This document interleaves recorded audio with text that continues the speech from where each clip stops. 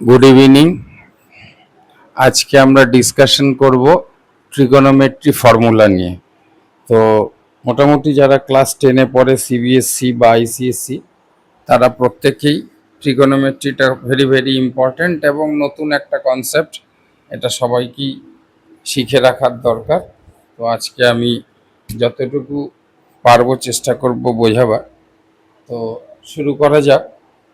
তো প্রথমে যেটা আমরা লিখব সেটা হচ্ছে সাইন থিটা। তার আগে আমরা একটা ট্রায়াঙ্গেল করে নেব এবং ট্রায়াঙ্গেলে আমরা এবিসি লিখব, আর এই যে অ্যাঙ্গেলটা এটা আমরা থিটা দেব। এখান থেকে হাইট অ্যান্ড ডিস্টেন্স হবে বা বিভিন্ন ধরনের ট্রিগোনোমেট্রি হবে। তার আগে আমাদের একটা জিনিস জানতে হবে, আমি খুব তাড়াতাড়ি চেষ্টা করছি কিভাবে বোঝানো যায় যে সাইন থিটা মানে কি। সাইন থিটা মানে আমি যদি এটাকে হাইট ধরি, এটাকে যদি বেস ধরি, আর এটাকে যদি হাইপোটেনিয়াস ধরি, তাহলে আমরা সাইন থিটা মানে এইচ বাই হাইপো, তাহলে এইচ বাই হাইপো, ঠিক আছে, সাইন থিটা মানে। তারপরে আসি আমরা কস থিটা। তাহলে আমরা কস থিটা মানে কি লিখব? ঠিক এর উল্টো, বেস বাই হাইপো। তাহলে আমি লিখব বেস বাই হাইপো, ঠিক আছে। তারপরে আমরা লিখব ট্যান থিটা। এবার বইয়েতে একটু আগে পিছে থাকলেও থাকতে পারে, কিন্তু আমি এই প্রসেসে কেন করছি বলছি একটু পরে। এবার ট্যান থিটা যখন বলবে তখন হবে হাইট বাই বেস। এরপরে আসছে আমরা কট থিটায়। কট থিটা মানে কিন্তু বেস বাই হাইট।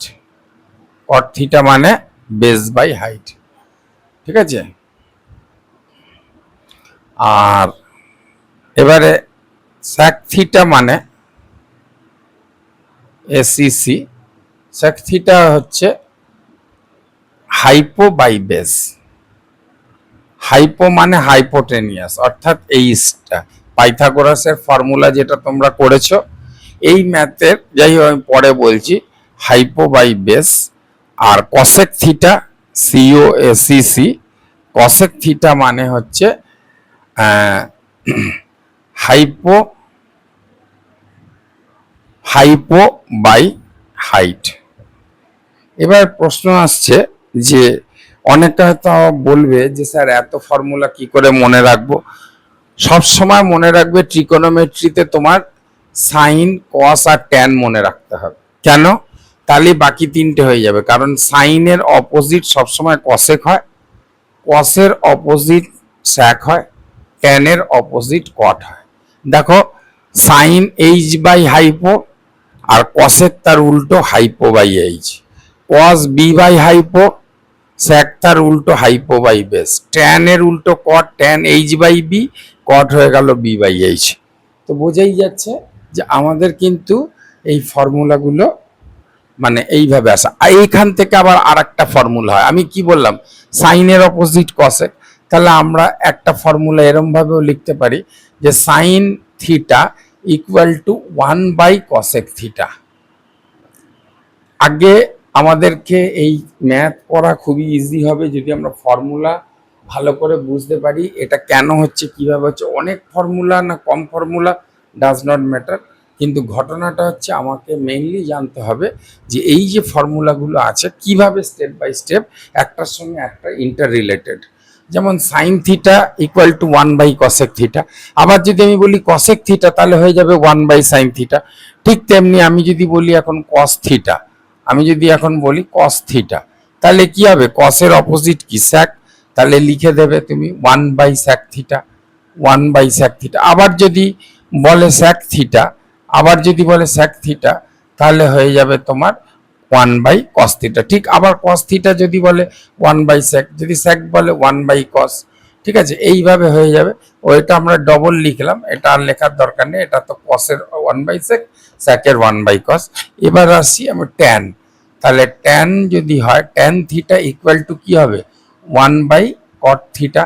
আবার যদি আমি লিখি কট থিটা তাহলে 1/tan থিটা। তাহলে এই তিনটে দিয়ে কিন্তু আমাদের মানে এই ফর্মুলাগুলো হয়ে যাচ্ছে। এখন যেটা আমাদের মেনলি জানতে হবে সেটা হচ্ছে যেমন সাইন স্কোয়ার থিটা। আচ্ছা, তাহলে এই প্যারাটা একটা ফর্মুলা গেল, এই প্যারাটা একটা ফর্মুলা গেল। নেক্সট যেটা আমরা জানতে হবে যে এটা খুবই important, sine square theta plus cos square theta equal to 1। এবারে অনেক সময় এক্সামিনেশনে বলে যে মানে ধরো বললো যে তাহলে sine square theta equal to কত, তাহলে sine square theta equal to হয়ে যাবে 1/cos স্কোয়ার থিটা। অর্থাৎ আমি যদি সাইন বার করি তাহলে কস ওদিকে চলে যাবে, মাইনাস হয়ে যাবে। আবার যদি বলে যে কস স্কোয়ার থিটা তাহলে কত, তাহলে হয়ে যাবে 1 - সাইন স্কোয়ার থিটা।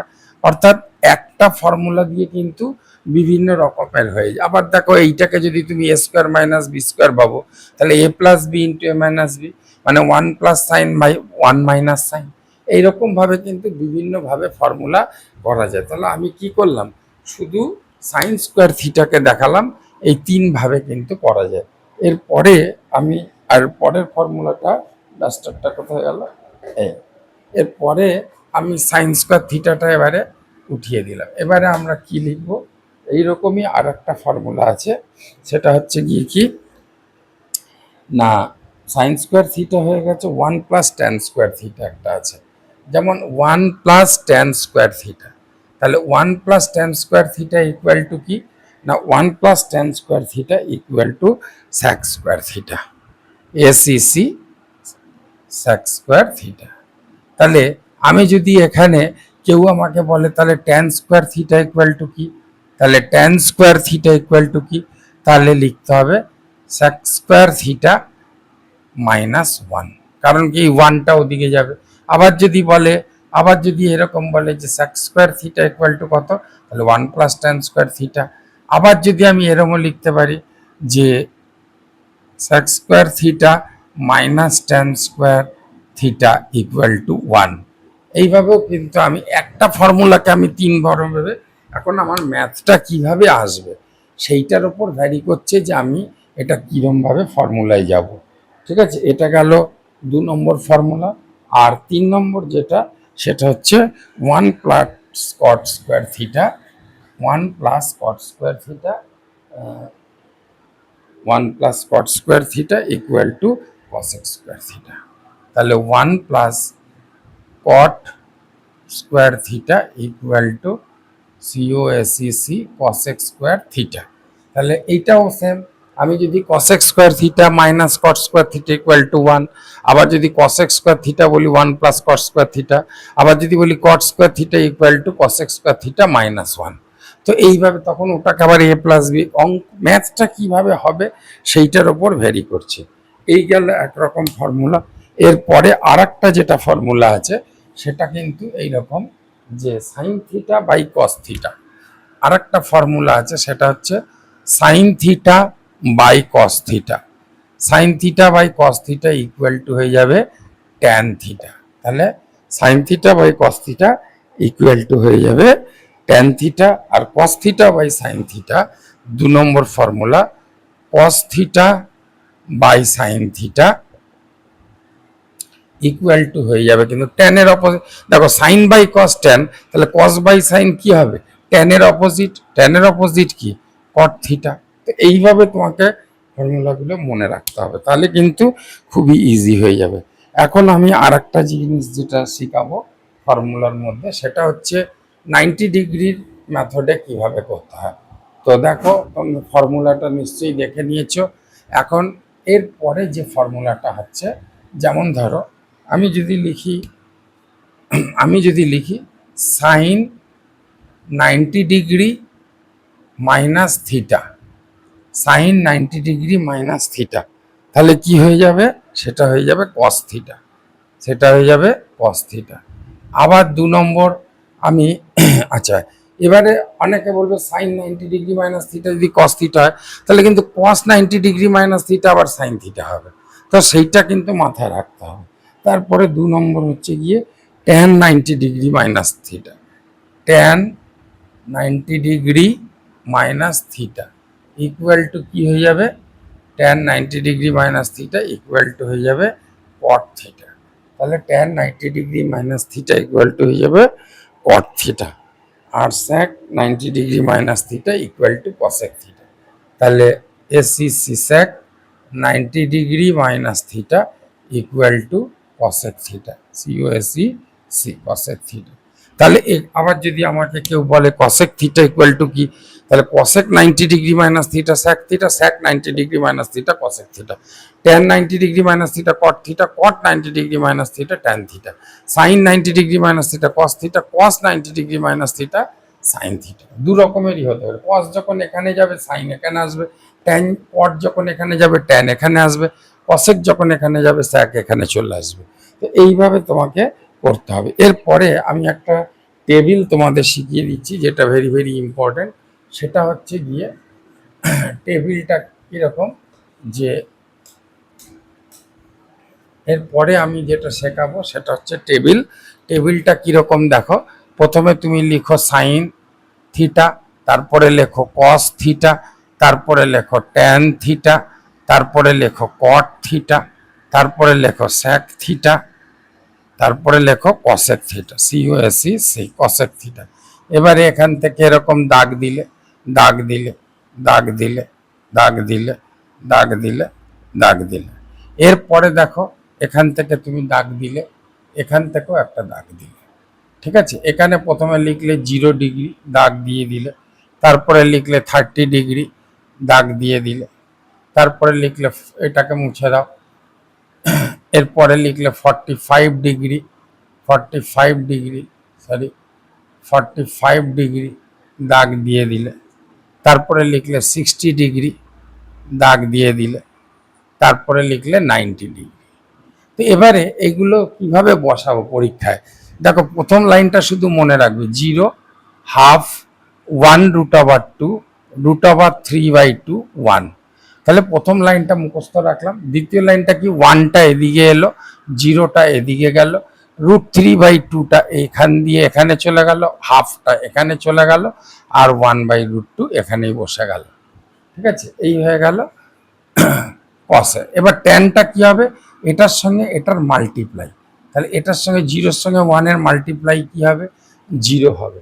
এবার দেখো এখানে 1/2 আছে, 1/2 এর সঙ্গে এটা মাল্টিপ্লাই হলে এটা রিভার্স হয়ে যাবে, কারণ ডিভিশনে আছে, মাল্টিপ্লাই হয়ে যাবে, 2 কেটে দিলে 1/√3 হয়ে যাবে। এরপরে দেখো 1/√2 ইন্টু তুমি √2/1 হয়ে যাবে, রিভার্স হয়ে যাবে নিচেরটা, সব কেটে গেলে 1 হয়ে যাবে, সব কেটে গেলে 1 হয়ে যাবে। এরপরে দেখো √3/2 আছে, প্রথমটা যেমন আছে রাখলে, হাফটা কি হবে, রিভার্স হয়ে যাবে, মানে উপরে চলে যাবে 2, নিচে চলে আসবে 1, এই 2 কেটে দিলে তোমার কিন্তু এখানে √3 থেকে যাবে, আর 1-এর সঙ্গে 0-র মাল্টিপ্লাই করলে 0। এই আবার আমি তোমাকে কি বলেছি, সাইন কস ট্যান যদি হয়ে যায়, ট্যানের অপোজিট কট, তাহলে ট্যানের ভ্যালু 0, তাহলে তার উল্টো হচ্ছে 0। ট্যানের ভ্যালু 1/√3, তাকে উল্টে দিলে কটের ভ্যালু √3, 1-এর উল্টে দিলে 1, এটা √3 আছে, এটা হয়ে যাবে 1/√3। কেন, কারণ আমরা জানি ট্যানের অপোজিট কট, আবার 0-র অপোজিট 0ই হয়।